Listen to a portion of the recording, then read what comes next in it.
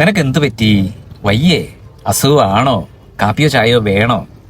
വയ്യാതിരിക്കുമ്പോൾ ഇങ്ങനെ നമ്മളോട് ചോദിക്കുമ്പോൾ കിട്ടുന്നൊരു ആശ്വാസമുണ്ടല്ലോ, പറഞ്ഞറിയിക്കാൻ വയ്യല്ലേ. ഈ ലോകത്ത് ഏതൊരു മരുന്നിനേക്കാളും തരാൻ പറ്റുന്ന ആശ്വാസത്തിന്റെ ഒരു പൊതിച്ചിൽ ഈ വാക്കുകൾക്ക് തരാനാകും. അസുഖമെല്ലാം മാറി ചാടി എഴുന്നേറ്റെന്ന് വരെ വരാം.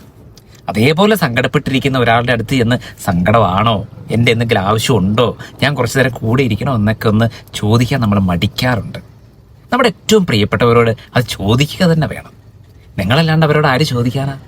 തകർന്നിരിക്കുന്ന ഒരു മനുഷ്യനോട് ഞാൻ ഒപ്പം ഇരിക്കണോ എന്ന് ചോദിക്കുമ്പോൾ കിട്ടുന്ന ഒരാശ്വാസമുണ്ടല്ലോ, അത് അനുഭവിച്ചവർക്കേ അറിയൂ. ഒപ്പമുണ്ട് എന്ന് തോന്നിപ്പിക്കുന്ന നമ്മുടെ സാമീപ്യമുണ്ടല്ലോ, വലിയ കാര്യമാണ് കേട്ടോ. നമ്മൾ തന്നെ തകർന്ന് സങ്കടപ്പെട്ടിരിക്കുന്ന സമയത്ത് ഇതേപോലെ നമ്മളോട് ആരെങ്കിലും ഒന്ന് ചോദിച്ചിരുന്നെങ്കിൽ അണപൊട്ടും പോലെ ഒരുപക്ഷെ സങ്കടങ്ങളുടെ മാറാപ്പ് നമ്മൾ അവരുടെ മുൻപിൽ കുടഞ്ഞിടുമായിരിക്കും. നമ്മളൊക്കെ നമ്മുടെ ഏറ്റവും അടുത്ത ആൾക്കാരുടെ അടുപ്പം കാണിക്കാറില്ല, പുറത്തൊക്കെ പലരോടും ചോദിക്കും. എന്നാൽ നമ്മുടേതിനോട്, നമ്മുടെ ഹൃദയത്തോടും ജീവിതത്തോടും ചേർന്നിരിക്കുന്നവരോട് ഇത് പലപ്പോഴും ചോദിക്കാറില്ല. അതെന്തായിരിക്കും അല്ലേ? നമ്മുടെ മാതാപിതാക്കന്മാർ, ഭാര്യ, സഹോദരി, സഹോദരങ്ങൾ, ഇവരോടൊക്കെ നമ്മളല്ലേ ചോദിക്കണ്ടേ? വയ്യാണ്ടാവുമ്പോൾ നമ്മളല്ലേ കൂടെ ഇരിക്കണ്ടേ? നമുക്ക് പോയാലൊരു വാക്കാണ്, പക്ഷെ അത് ഹൃദയത്തിൽ നിന്നും വരണം കേട്ടോ.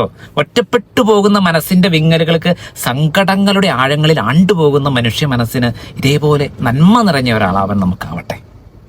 തുറക്കട്ടെ മനസ്സുകൾ.